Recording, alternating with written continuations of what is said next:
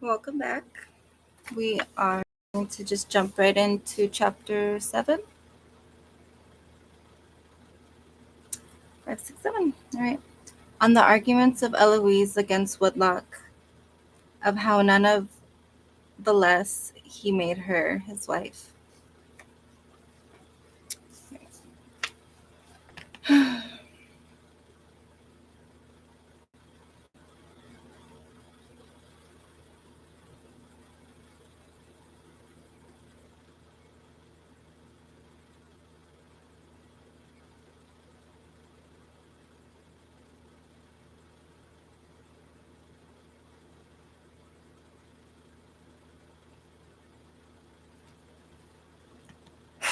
All right.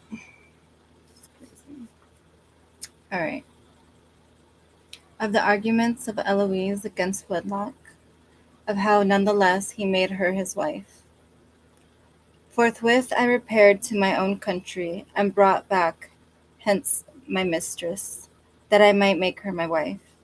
She, however, most violently disapproved of this, and for two chief reasons: the danger thereof, and the disgrace which it would bring upon me. She swore that her uncle would never be appeased by such satisfaction as this, as indeed afterwards proved only too true. She asked how she could ever glory in me if she should make me thus inglorious, and should shame herself along with me. What penalties, she said, would the world rightly demand of her if she if she should rob it of so shining a light?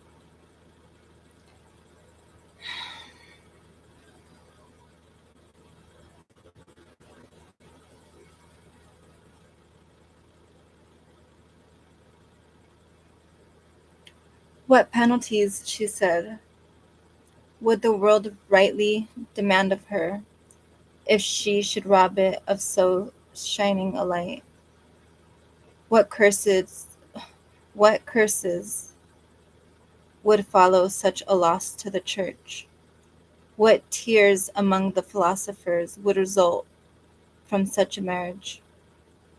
How unfitting, how lamentable it would be for me, whom nature had made for the whole world, to devote myself to one woman solely,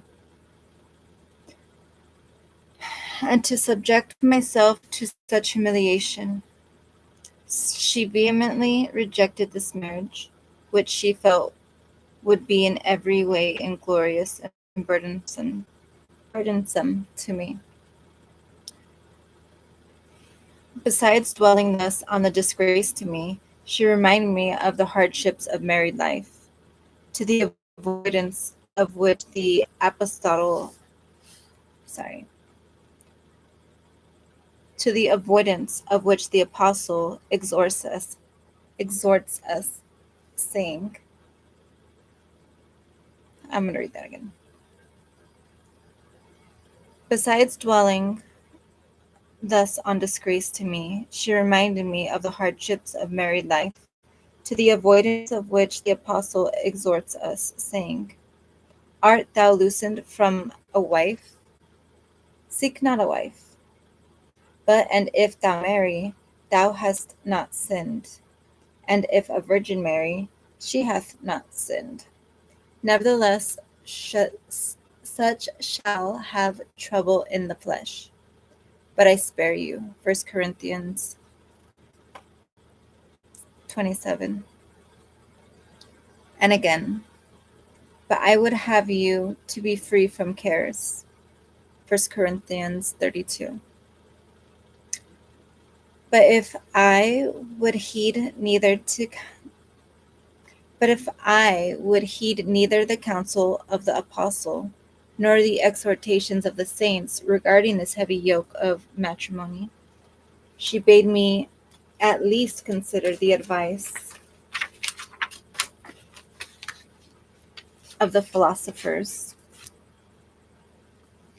and weigh carefully what had been written on the subject, either by them or concerning their lives. Even the saints themselves had often and earnestly spoken on the subject for the purpose of warning us. Thus, Saint Jerome, in his first book against Joven, Jovenaeus, Jovenaeus, makes Theophrastus set forth in great detail the intolerable annoyances and the endless disturbances of married life, demonstrating with the most convincing arguments that no wise man should ever have a wife, and concluding his reasons for his philosophic exhortation with these words: who among Christians would not be overwhelmed by such arguments as these advanced by Theophrastus? Theophrastus. I'll get this right. Again, in the same work, Saint Jerome tells how Cicero, asked by Hircius after his divorce of Terentia, whether he would marry the sister of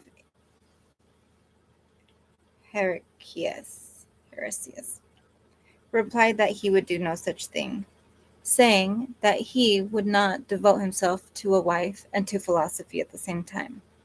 Cicero does not, indeed, precisely speak of devoting himself, but he does add that he did not wish to undertake anything which might reveal his study of philosophy and its demands upon him.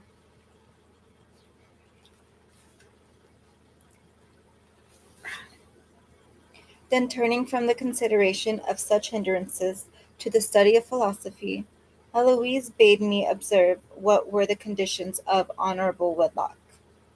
What possible concord could there be between scholars and domestics, between authors and cradles, between books or tablets and distaffs, between the stylus or the pen and the spindle? What man, intellect on his religious or philosophical meditations, can possibly endure the whining of children, the lullabies of the nurse seeking to quiet them, or the noisy confusion of family life? Who can endure the continual untidiness of children? The rich, you may reply, can do this, because they have palaces or houses containing many rooms, and because their wealth takes no thought of expense and protects them from daily worries. But to this the answer is that the condition of philosophers is by no means that of the wealthy, nor can those whose minds are preoccupied with riches and worldly cares find time for religious or philosophical study. For this reason, the renowned philosophers of old utterly despised the world, fleeing from its perils rather than reluctantly giving them up, and denied themselves all its delights in order that they might repose in the embraces of philosophy alone. One of them, and the greatest of all, Seneca, in his advice to Lucilius, says, philosophy is not a thing to be studied only in the hours of leisure. We must give up everything else to devote ourselves to it, for no amount of time is really sufficient hitherto. Epistles 73. It matters little, she pointed out, whether one abandons the study of philosophy completely or merely interrupts it, for it can never remain at the point where it was thus interrupted. All other preoccupations must be resisted. It is vain to seek to adjust life to include them, and they must simply be eliminated. This view is maintained, for example, in the love of God by those among us who are truly called monastics, and in the love of wisdom by all those who have stood out among men as sincere philosophers. For in every race, Gentiles, Jews, or Christians, there have always been a few who excelled their fellows in faith or in the purity of their lives, and who were set apart from the multitude by their countenance or by their abstinence from worldly pleasures. Among the Jews of old there were the Nazarites, who consecrated themselves to the Lord, some of them the sons of the prophet Elias, and others the followers of Eliseus, the monks of whom, on the authority of St. Jerome, Epistles 4 and 13, we read in the Old Testament. More recently, there were, let me read that again.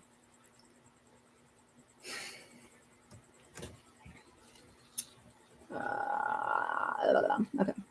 Among the Jews of old, there were the Nazarites, who consecrated themselves to the Lord, some of them the sons of the prophet Elias, and others the follower of Eliseus, the monks of whom, on the authority of St. Jerome, Epistles 4 and 13, we read in the Old Testament. More recently, there were the three philosophical sects which Josephus defines in his book of Antiquities, calling them the Pharisees, the Sadducees, and the Essenes. In our times, furthermore, there are the monks who initiate either the communal life of the apostles or the earlier and solitary life of John. Among the Gentiles there are, as has been said, the philosophers. Did they not apply the name of wisdom or philosophy as much to the religion of life as to the pursuit of learning, as we find from the origin of the world itself, and likewise from the testimony of the saints? There is a passage on the subject in the 8th book of St. Augustine's City of God, wherein he distinguishes between the various schools of philosophy. The Italian school, he says, had as its founder Pythagoras of Samos, who, it is said, originated the very word philosophy. Before this, those who were regarded as conspicuous for the praiseworthiness of their lives were called wise men. But he, on being asked of his profession, replied that he was a philosopher. That is to say, a student or lover of wisdom, because it seemed to him unduly boastful to call himself a wise man. In this passage, therefore, when the phrase conspicuous for the praiseworthiness of their lives is used, it is evident that the wise, in other words, the philosophers, were so called less because of their erudition than by means of their virtuous lives.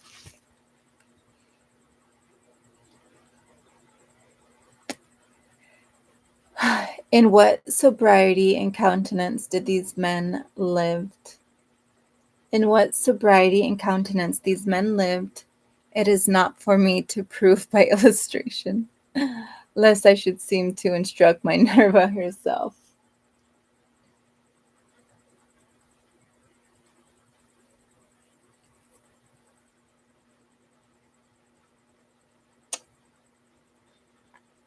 I'm going to read that again.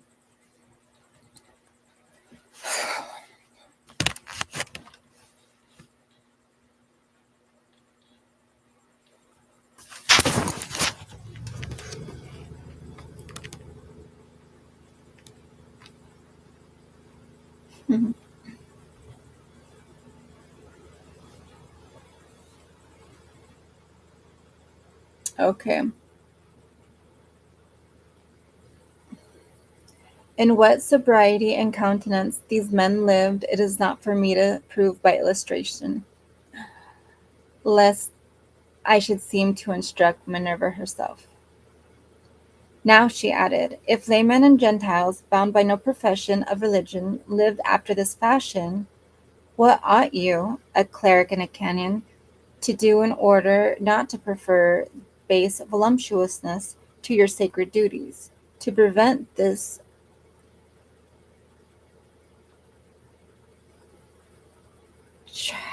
charybdis. I've never seen this word in my life. Capital CHRYBDIS. Charybdis.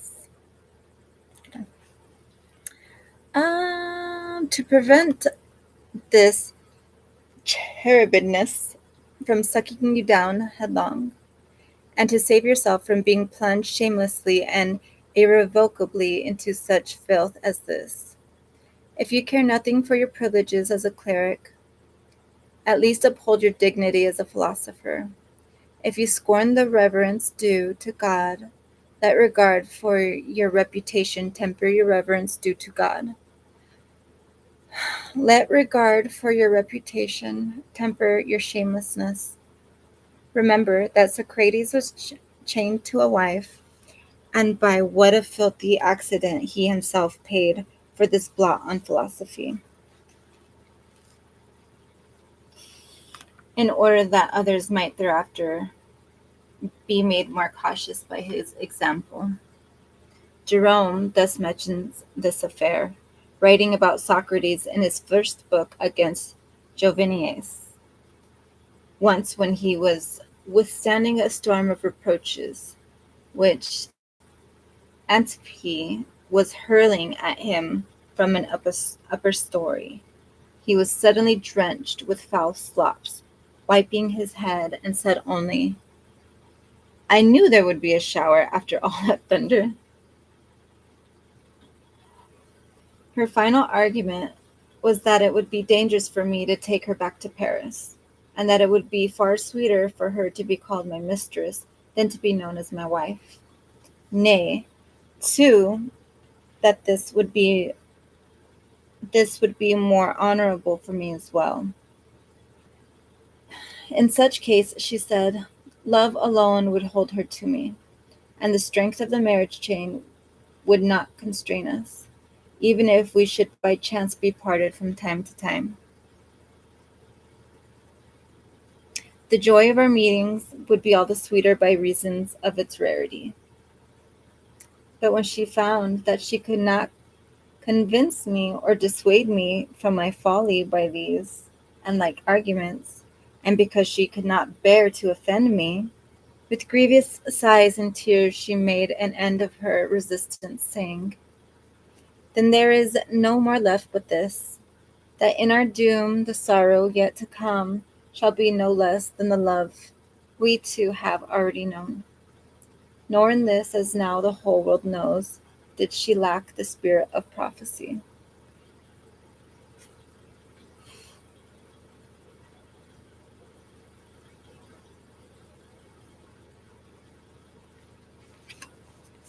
So after our little son was born, we left him in my sister's care, and secretly returning to Paris.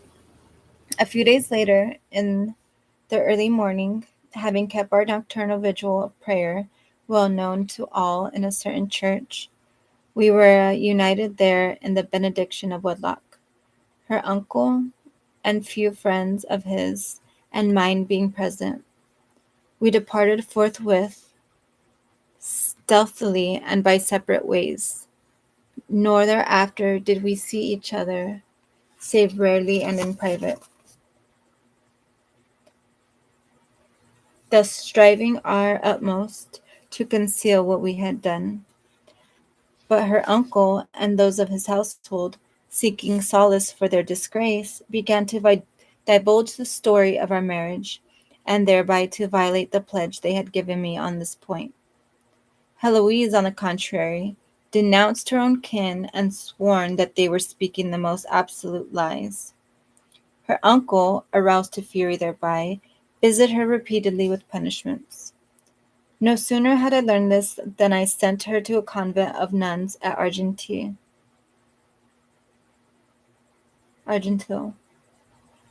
not far from Paris, where she herself had been brought up and educated as a young girl. I had them make ready for her all the garments of a nun, suitable for the life of a convent, excepting only the veil, and these I bade her put on.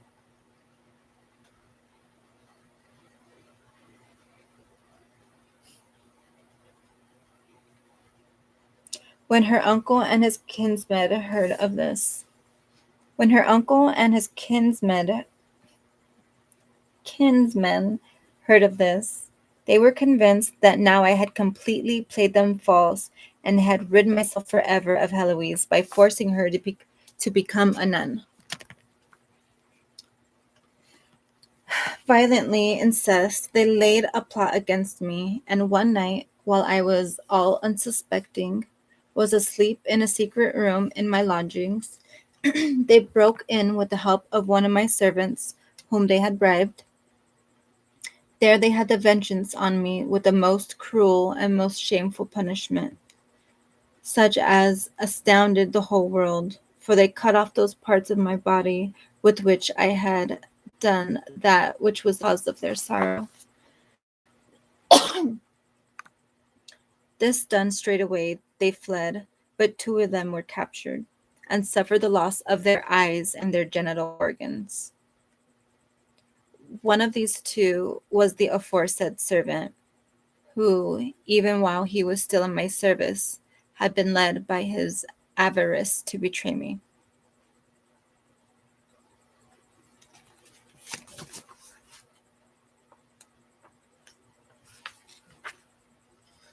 Let me stop there.